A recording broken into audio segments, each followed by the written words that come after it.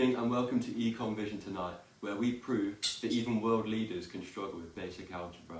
I'm James Walker. And I'm Alex Reed. Tonight we revisit one of the most talked about math experiments in global economics, the US reform tariffs. Joining us are US President Donald Trump and his economic advisor, Mr. Davis. Gentlemen, welcome.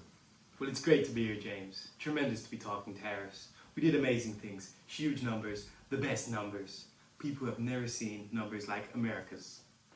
Thank you. That's the problem. Happy to explain the numbers, hopefully correctly this time. Let's start simple. A tariff is just a tax on goods imported from other countries. Basically, when the US buys products from abroad, they add a charge to make foreign goods more expensive. That's right.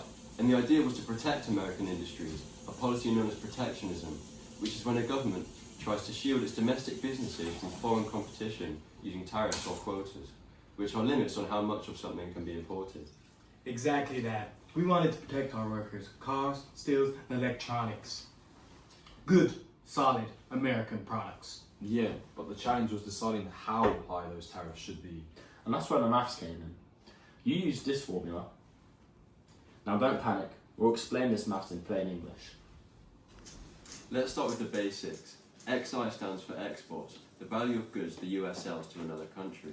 MI stands for imports, the value of goods the US buys from that country.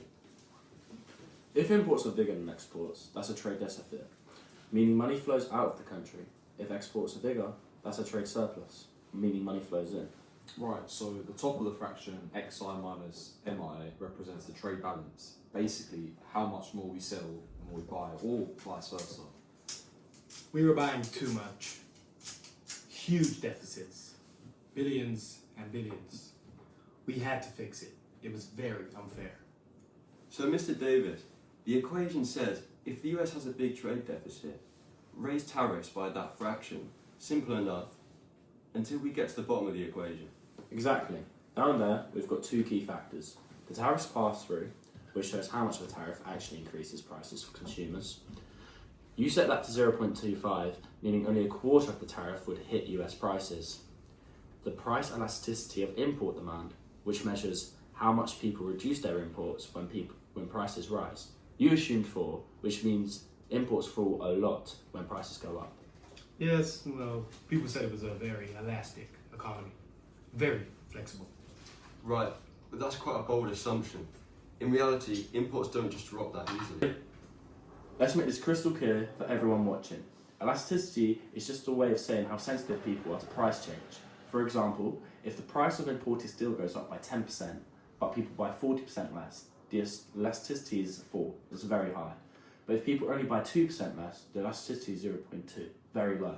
So if elasticity is low, people keep buying even when prices rise, which means tariffs mainly make things more expensive. And that's exactly what happened. Well, yeah. Yes, our formula assumed the price elasticity of import demand times tariff pass-through equaled 1, meaning the market will adjust perfectly.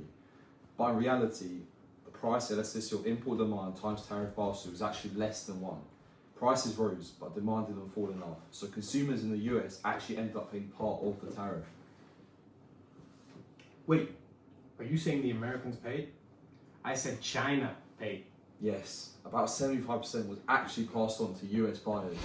Let's take an example. Trade with the European Union. The US exports 370 billion, the US imports 605 billion. So the trade deficit is about 235 billion. Plugging those numbers into the equation gives. This means the model said tariffs should go up by roughly 39%. 39%? That's not a trade adjustment, that's a trade explosion. Yeah, well, we rounded it to 20%. Still very strong. Very fair. 20%. Well, we multiplied the result by 0.5 actually to give the impression of it being fair. But even at 20%, the result was the same. Prices went up, imports barely changed, and the trade deficit stayed almost the same. So to summarise, your maths assumed tariffs would barely affect American prices, and people would instantly buy a few imports, and then the world would behave like your spreadsheet. In reality, US consumers did feel the price, import levels didn't fall that much, other countries responded with their own tariffs. Yes, in simple terms, we treat a global, complex economy like a basic algebra problem. One equation, one answer. But real trade involves dozens of variables: exchange rates, global demand, production costs. It's a multi-equation problem. Well, I still say it was beautiful math. Tremendous math. American math. It was certainly memorable math, Mr. President. Here's the real takeaway. A tariff is just a tax on imports. It doesn't magically fix trade. A tariff deficit doesn't mean a country is losing. It means it's buying more than it sells. And elasticity and pass-through decides who really pays. In this case, the maths assumed a perfect world, but the real world wasn't so tidy, proving that even simple formulas can lead to complex consequences. Well, how about next time? I'll do it myself and make America great again. An innovative approach to international economics. And that's all from EcoVision tonight. Join us next week for Inflation Nation, or why a sandwich now costs more than a car.